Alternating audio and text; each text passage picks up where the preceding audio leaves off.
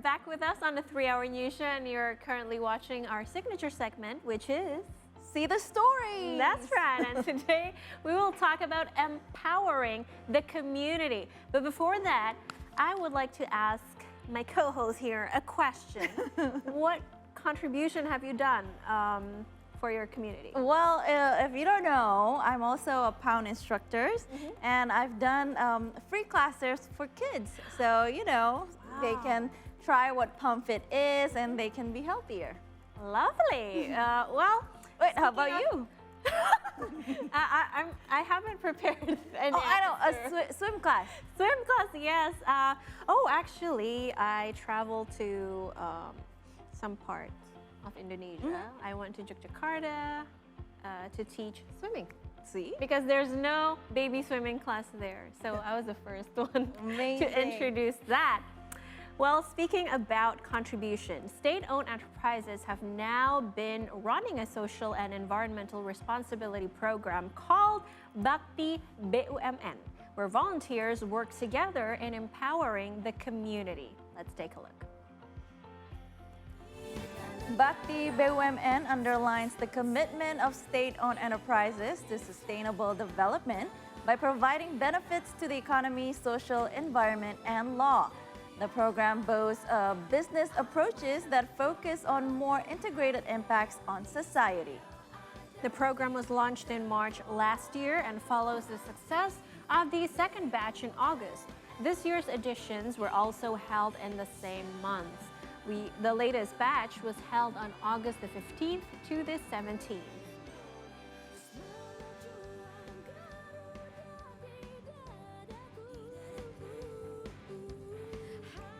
Now let's hear more about Bakti BUMN with volunteers Evander, Gracia, and Altrian. Hi, how are you guys? Fine. Thank you so much for being here. We're so excited. We want to learn more about Bakti BUMN. So, first of all, how did you first learn about Bakti BUMN and what inspired you to join? When I first learned about Bakti BUMN is from my friend who joined the first batch in Lake Toba, North Sumatra. And then when the second batch is open, I registered unfortunately I didn't pass. And since I'm a guy who doesn't give up so easily and I'm not a quitter, so I joined the third batch and got accepted.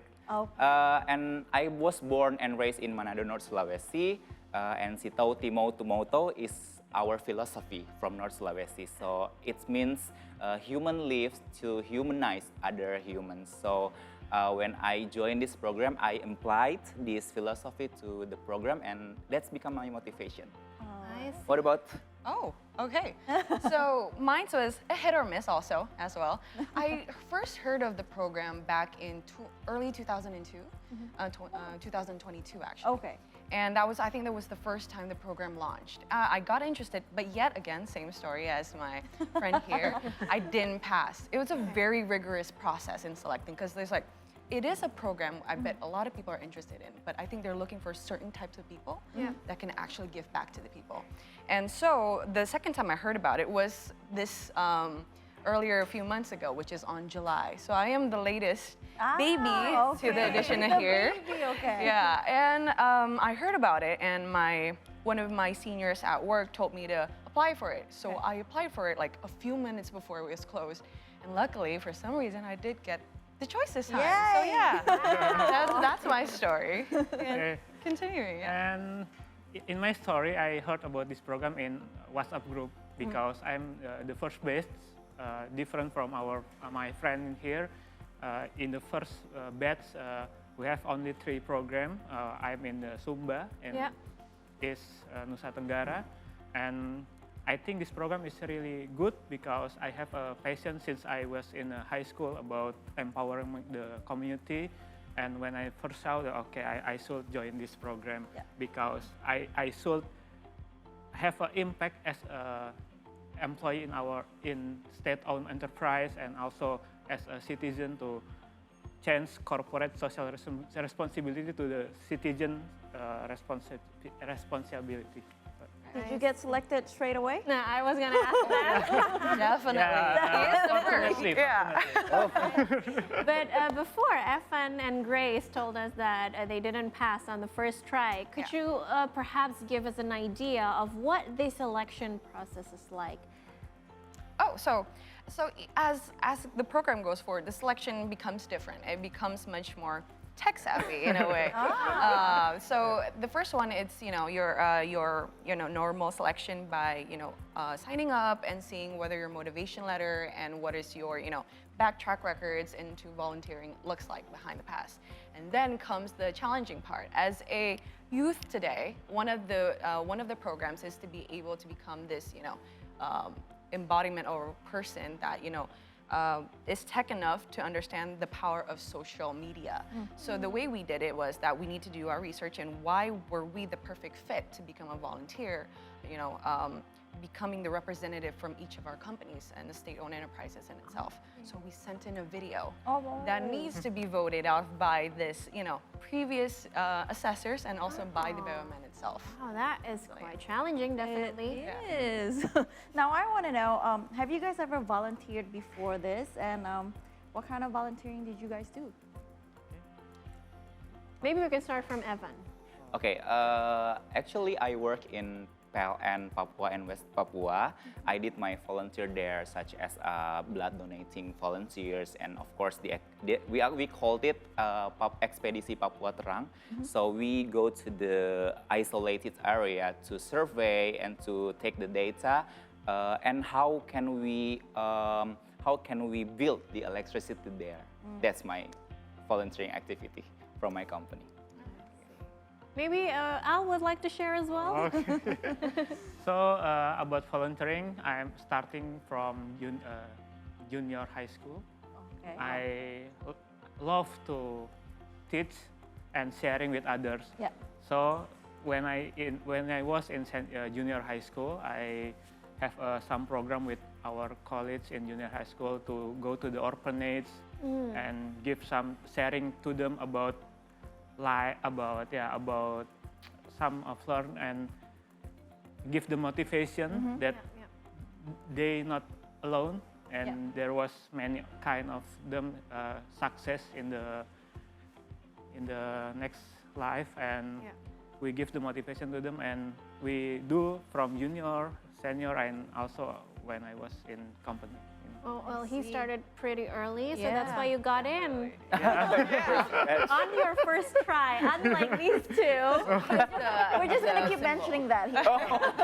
Just love to sharing because sharing is caring for me. Exactly. But what were your responsibilities as volunteers? Okay, so I'm guessing the question's for me here. Yes, because I'm All right. Okay.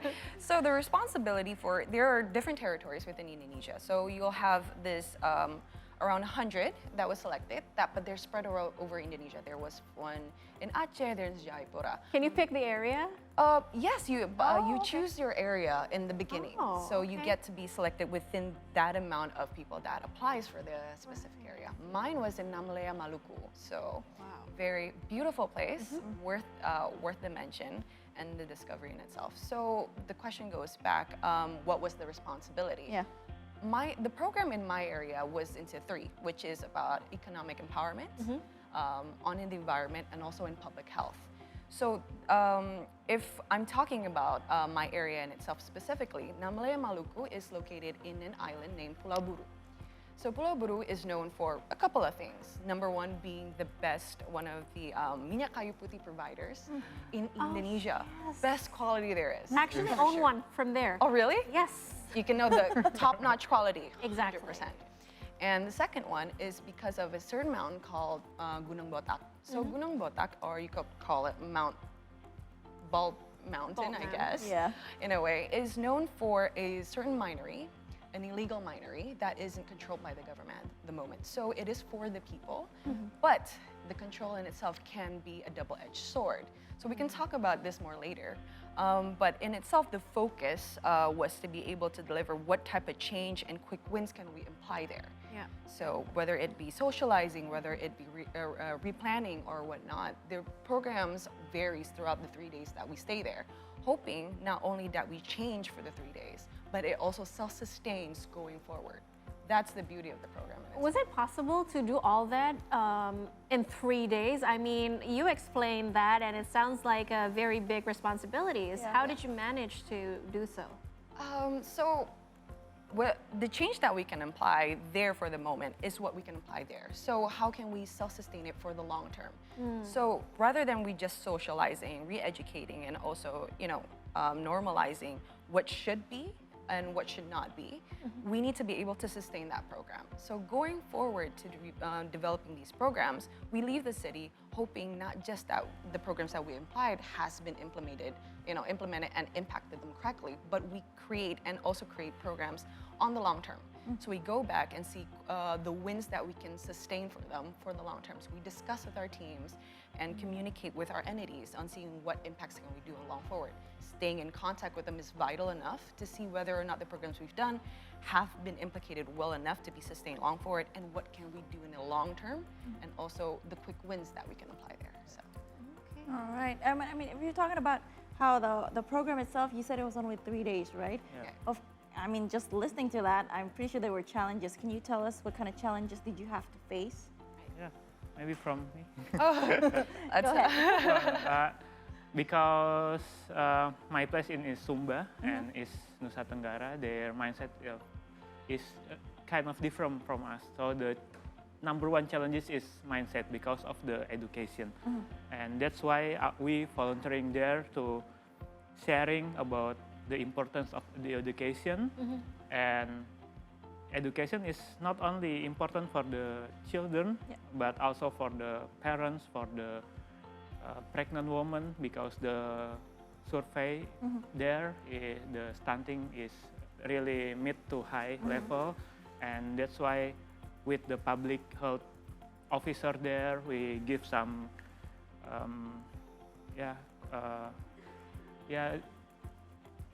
sharing to them about the importance of the nutrition to decrease the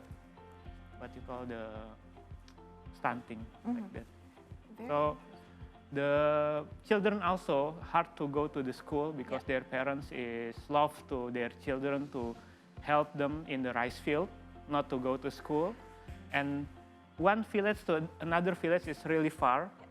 They should come to the school from 6 a.m. with barefoot, no shoes. The uniform is like inheritance from their sister or the brothers. So 3 days we have the program there, but after that we initiate to give some motivation about giving them the new uniform because their willingness to learn is high, and we motivate them like we have a charity, and many of the people that we share our video is giving us some funding, and we buy them some clothes, some uniform, some shoes, and hope that will motivate them to go to the school and tell their parents the importance of the education was. Not just by listening to him, I think I want to volunteer too, right? All right, we're still going to talk to them after the break, so don't go anywhere just yet. Stay right here on the 3 Hour News Show on See Today.